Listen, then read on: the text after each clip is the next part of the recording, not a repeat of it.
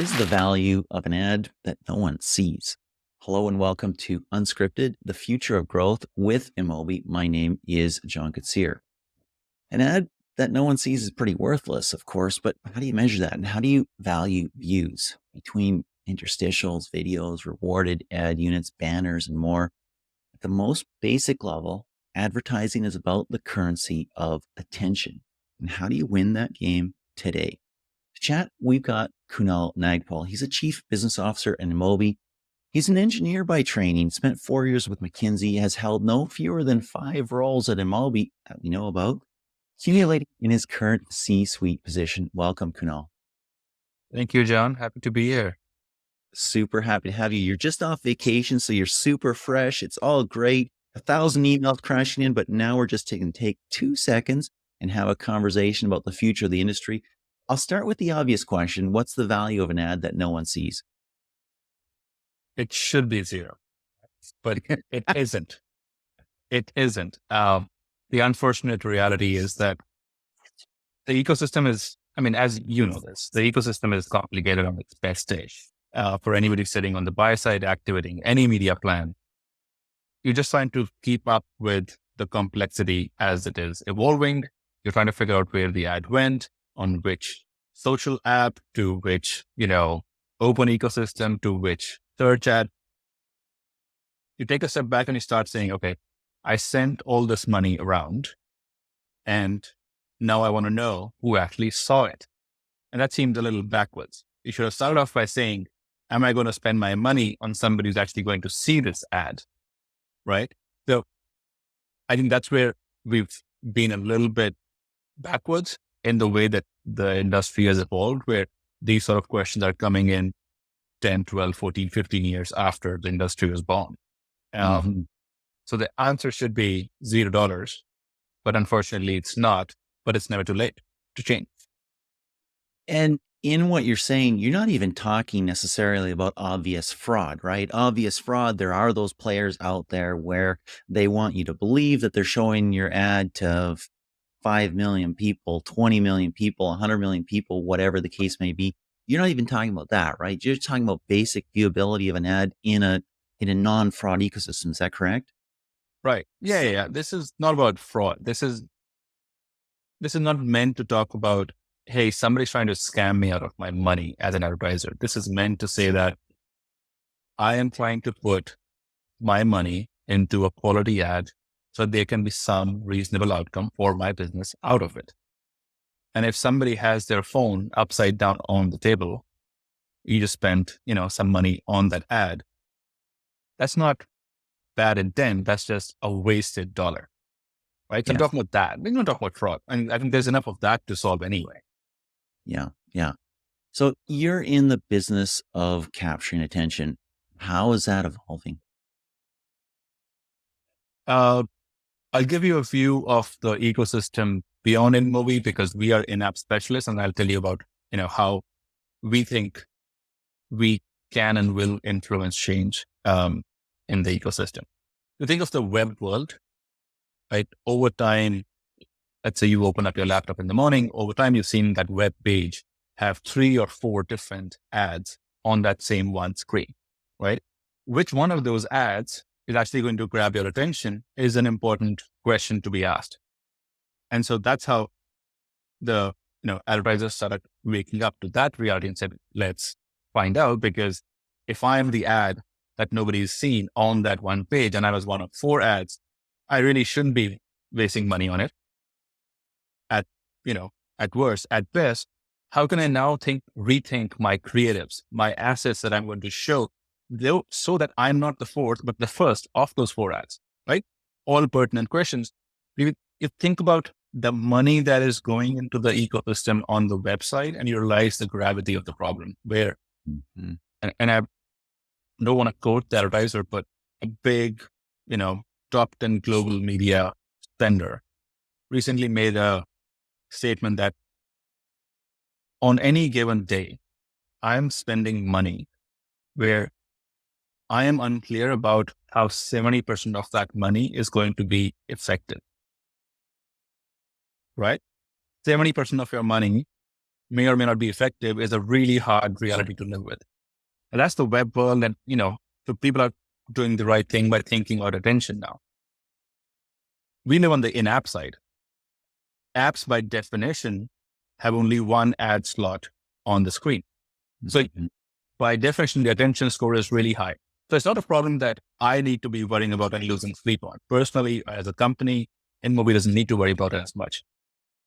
But we have a role to play in the ecosystem, which is to make sure that even in that environment where I know my attention score, quote unquote score, is really high, how do I make it better? How do I give more value to the advertiser and not have them go through the struggles that we had when that's viewability a few years ago, right? So it's that stance versus saying it is my problem for today. That 70% figure that you mentioned is frankly shocking and kind of scary. It reminds me of the famous quote, the seminal quote in advertising, John Wanamaker, right? We're talking like 100 years ago, half my money in advertising is wasted. The problem is I just don't know which half. I mean, Right. digital is supposed to solve that. And now we're at 70%, at least on the web. Yeah, it's gotten worse. It hasn't helped, right? Because now you're like, I have all these data sources. I have all these people claiming they are showing my ad against the right content in the right time of the day with the right context. But who's actually seeing the ad?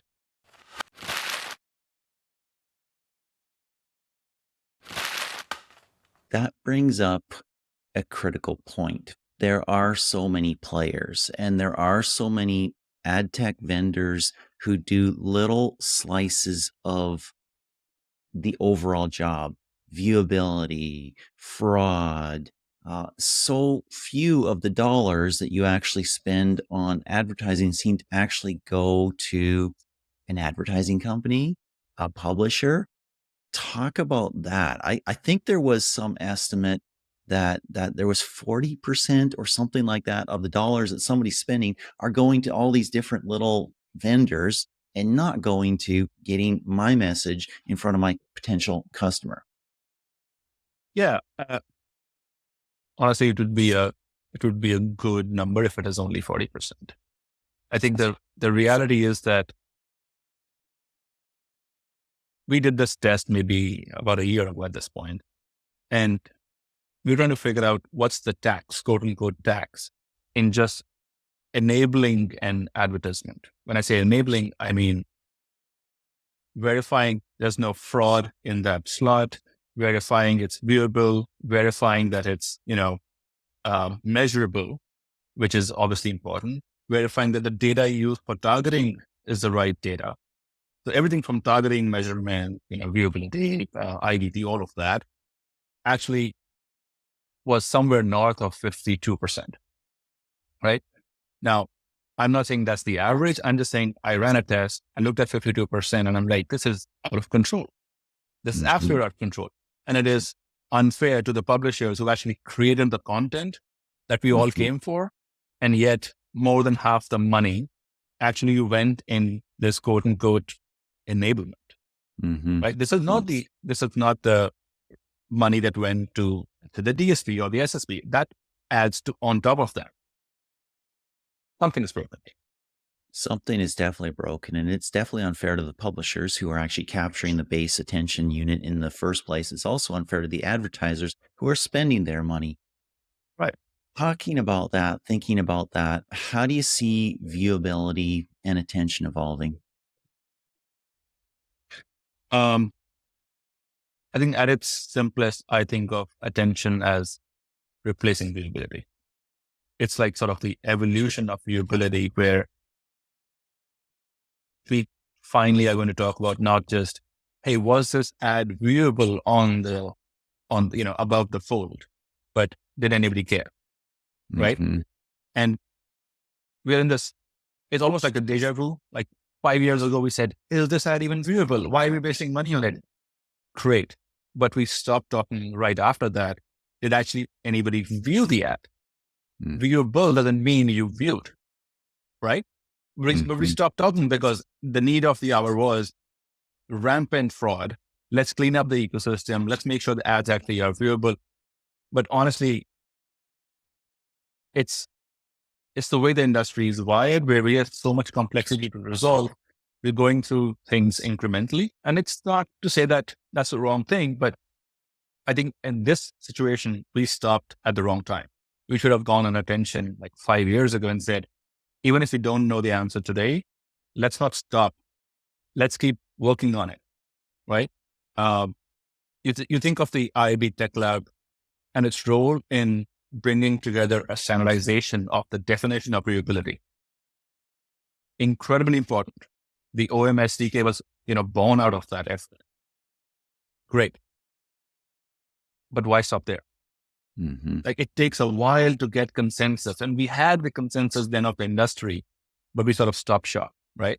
And I think it's deja vu in that sense that I'm still again seeing the same conversation restarting, but at the same slow glacial pace, because it took us 4 years to standardize viewability. Like 5 years later, same 4-year pattern shows up if we don't do anything different.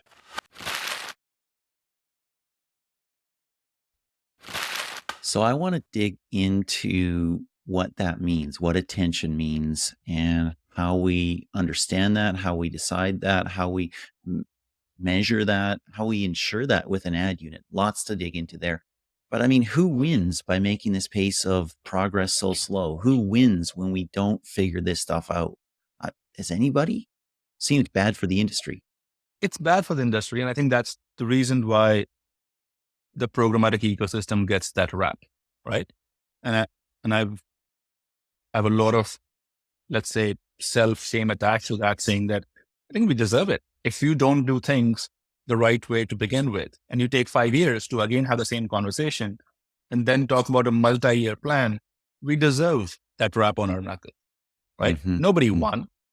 Mm-hmm. I mean, if anything, I think of it as a supreme opportunity lost over the last 5 years to build the trust that we were started on that journey of when we said, let's talk viewability. Mm-hmm.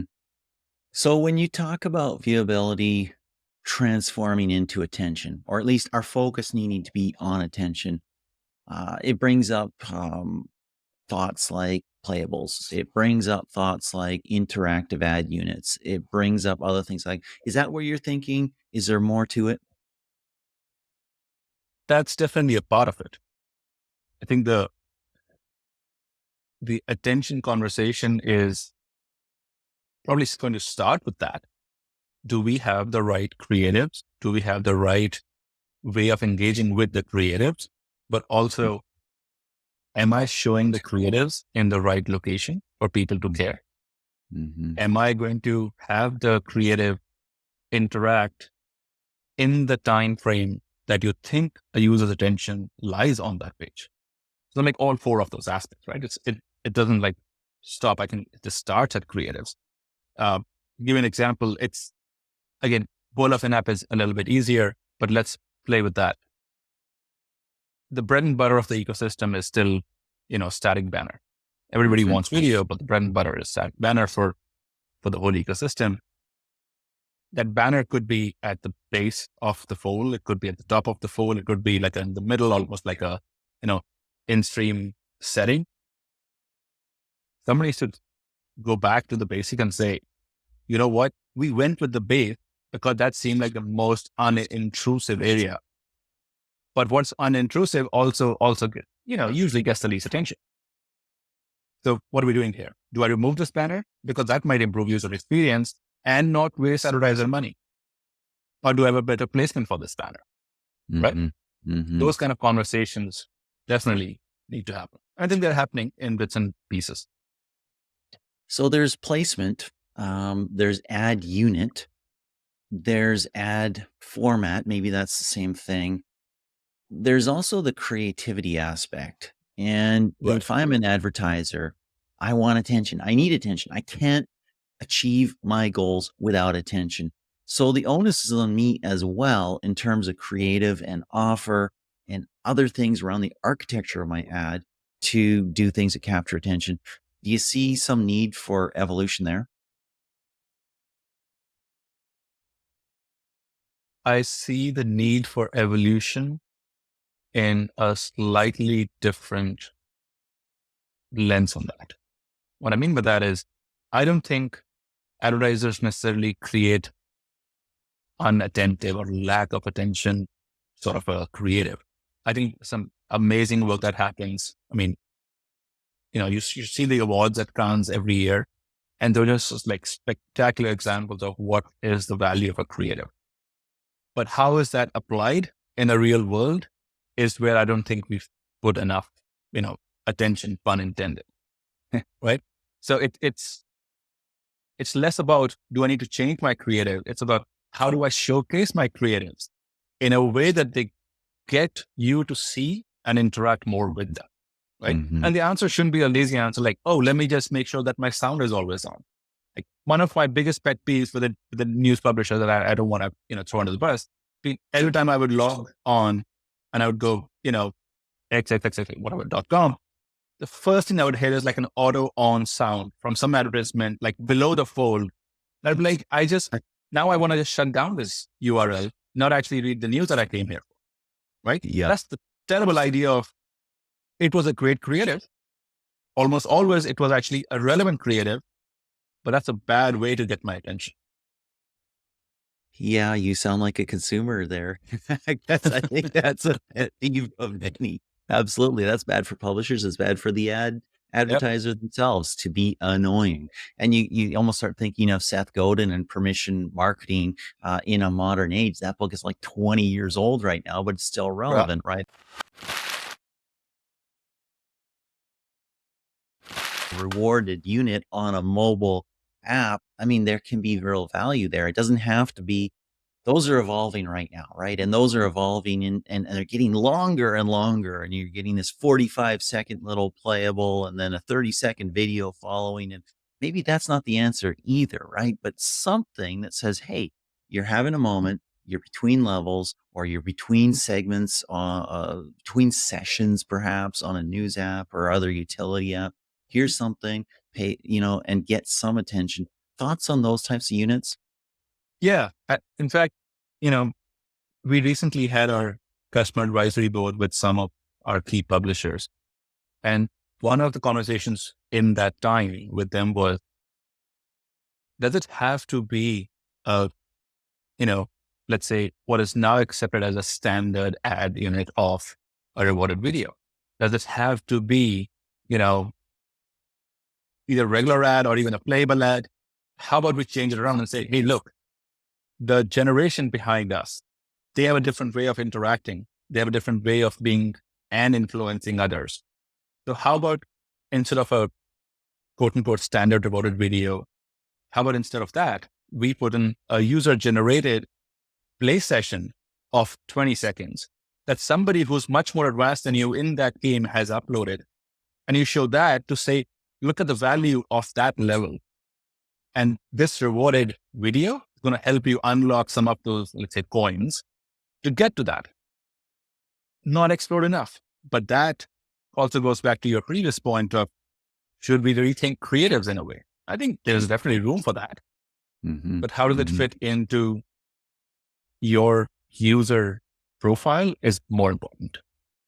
Super, super interesting. I think there's room for a ton of innovation in that, and what that looks like in different verticals could be different as well. So I think that's really interesting. Also really interesting is if we can have a ton of different types of, whether we call them playables or not, of different lengths and varieties, because guess what? When you see the same thing all the time, attention drops because it's the same thing all the time. So having 100%. a ton of different options is really cool. Let's talk about attention metrics. What are you looking at there? What are you tracking?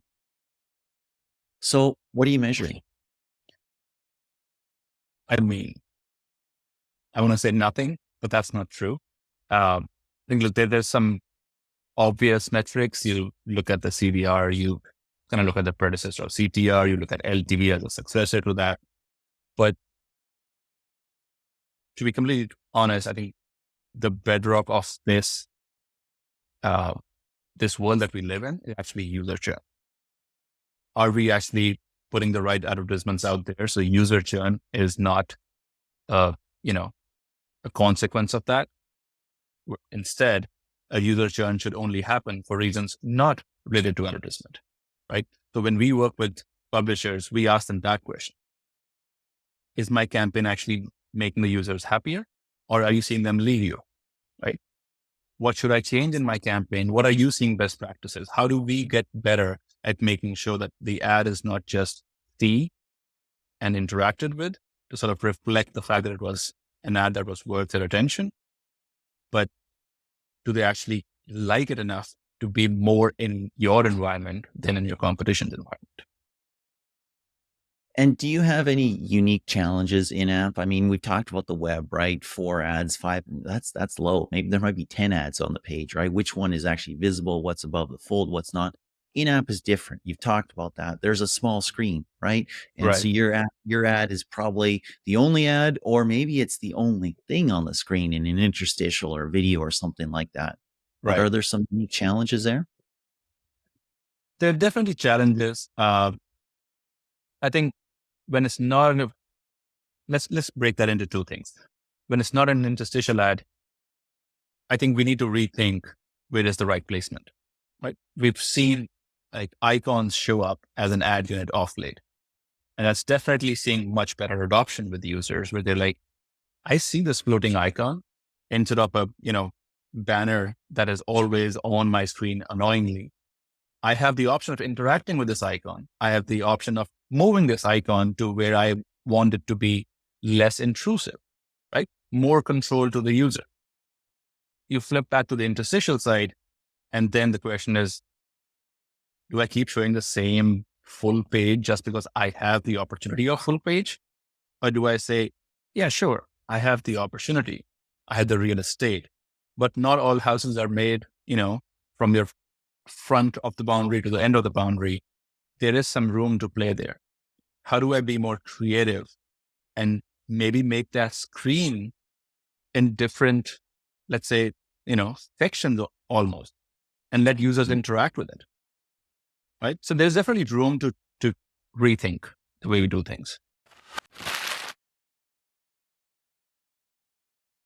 Super interesting. And I mean, obviously conversions is a proxy for attention, because when somebody actually tapped, clicked on an ad, actually converted, did what they did, that's great. Obviously attention was involved.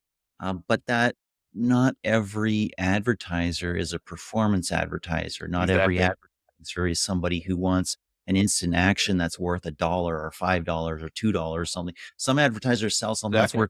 worth $500,000, and that's a longer sales cycle, marketing cycle, advertising cycle, right? But you still want to know attention. Right. Yeah. I mean, look, you can always sort of find the lowest common denominator and say, for performance campaigns, I'm tracking CVR. But as well as I do, it all starts with the last click attribution, disease that we have in our ecosystem. And the CTR trumps CVR. And then it's a horrible game to, how close can we get to be super annoying and close to 100% CTR? And then the CTR looks terrible because everybody's clicking, right? So we've purposely tried to stay away from CVR because of that predecessor of CVR. I think what we do is instead is work with publishers and ask them, hey, tell me, how's the churn rate looking? Are you seeing more users go away when you see these sort of campaigns, these sort of advertisers, this sort of stale creative? Tell us honestly to our face, how do we compare against our competition? Because in the end, if the user churns away, the publisher loses. If the publisher loses, we lose. Right? So that's more of a focus area than honestly the KPI side. I can't tell you how happy I am to hear that, because the explosion of CTR in the age of SKAd network and generating a view or a click in a playable, and seeing CTR rates go to 50%, 75%. Yeah. It's like, come on. That is Oh not my God. real. John, we had this chat with the publisher. Actually, first we had a chat with this DSP, and they said, we love you guys, but I think we need to find a way to increase the CTR from X. That X was, not a crazy number, to somewhere in the order of 30-35%. And our first reaction is like, that just sounds wrong on so many levels. Hmm. And so we told them exactly in those words. And the reaction was like, well, I'm getting that from your competition. So then we go to the publisher and say, hey, you are seeing this. We give you like way below 10%. Those guys are giving you above 30%. What do you think about that? And they're like, we hate it. User churns away. But unfortunately, the performance business is now built on that. So that's also where the money's coming in from. Yeah. They're like, it's that equilibrium of survival for the publisher, for the game developer, especially. Do I go for revenue? Do I go for user? And they're always constantly trying to just live that nightmare. Live on the edge of that knife. Absolutely. And then it becomes the marketer, the smart marketer who says, what's of lasting value? What are just vanity metrics? And when do those vanity metrics actually preclude me from achieving my goals and actually getting quality users in or quality customers in? So we've talked a lot about attention and the metrics. That matters, obviously, but we're lacking a lot of identity right now. We're lacking a lot of device identity, people. We don't know who we're sending ads to in more cases. We're losing the GAID on Android. We've already lost the IDFA largely, not entirely, on iOS.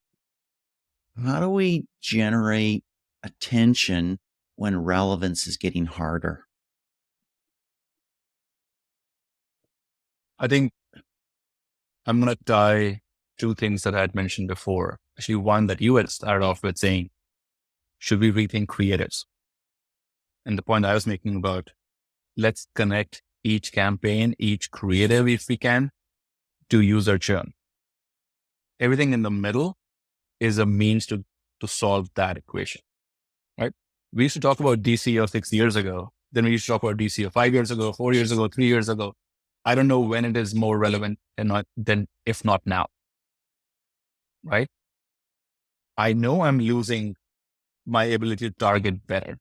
Forget better, even target, period, right? When identifier goes away. I know I'm going to struggle to get quote unquote contextual data. And I don't only mean a content URL, but like broader context because I don't have consent. And now I have regulatory pressure to also not, do so much damage to the ecosystem by forcing, the boundary of what is consent. In that world, I think it's going sort of back to the basics. Let's have the right ad in the right place so I can measure the user share. That only happens when you have this tight relationship between the buy side and the sell side. Like anything else, you are just trying to make do with what you have, and you are likely going to push the boundary of what is the right thing to do. I like that tight integration between the buy side and the sell side, because otherwise you have challenges, you have problems. There's always finger pointing. It was them, it was them, it was them. Yep. It's this vendor, it's that vendor. And when you've got a simplified, let's say, value chain in the ad tech ecosystem, it's clearly one person's challenge, problem, and opportunity to provide what you're asking for as a marketer, as a customer. That makes a lot of sense. Let's land the plane here. What changes do we need to see in the industry overall to ensure that advertising works and continues to be a growth driving engine? I think we started off with attention, so let's keep at it for a bit. We need to define what attention means in a standardized way. We need it to be codified in a tech spec in a standardized way. We need the tech lab to step in for it. We need the ecosystem, whether it is the programmatic open ecosystem or the social networks or the search site, to all come into the same conversation, even if their implementation is different. We need that. And we need it sooner rather than later, right? We don't have 4 more years to discuss and debate. That's point one. Point two, I think it's time to rethink, do we have the right ad slots? we've sort of been living on the same 320 by 50, 3 and 300 by 250, same what we call as full stream interstitial, full stream interstitial. We've cleaned up outstream versus instream. Should we take a step back and, clean up all of that? Because the more granular and clear you can get, the easier it is for an advertiser to work then for the relevant use case of that media campaign, right? And the third part is to one of your points around what happens when identity goes away. Let's be honest, we cannot rely only on a deterministic solution. There's only so many hashed emails you will get. And is that even the right answer? Hashed emails also sounds sort of suspiciously close to, an actual email. And there have been enough breaches that have happened where people's actual emails have been exposed. So when do we talk about probabilistic solutions? Probabilistic should mean, hand wavy. Some of them are really well architected. How do we bring them into the mainstream conversation and say, as an advertiser, I need to have my portfolio of deterministic and probabilistic. Deterministic gives me, fidelity, but probabilistic gives me scale. I can't live with one or the other. It needs to be both. Right? Love that. And of course, we're talking about media mix modeling, marketing mix modeling, triple M, however you like to decide it. I like your comment about standards, and I hope we get there because we have seen literally over the past few years, one of the biggest platforms on the planet, their logo might be blue, that has lots of issues on multiple occasions with what is a view of an ad, what is a view of a video. And we've just seen in the last couple of weeks, another major global top 10, I won't say who they are exactly, company with a very colorful logo that had all kinds of questions about whether a video was actually viewed in an improved spot and whether it was actually seen at all. And so there's challenges across the industry here. This has been really good. This has been very cool. We're talking about the currency of attention, and that's at the bedrock of what ad tech, advertising needs to solve. Thank you so much, Kunal. No, thank you. I'm always happy to be here. Most important tech for the future of marketing? Machine learning. Most important skill for marketers today? Data analytics. The future of mobile growth is? Interactive ads. Favorite app you're using right now? Twitter. Why? It's the one big experiment that is going on in the open ecosystem today. AI and marketing, what should we expect? AI everywhere.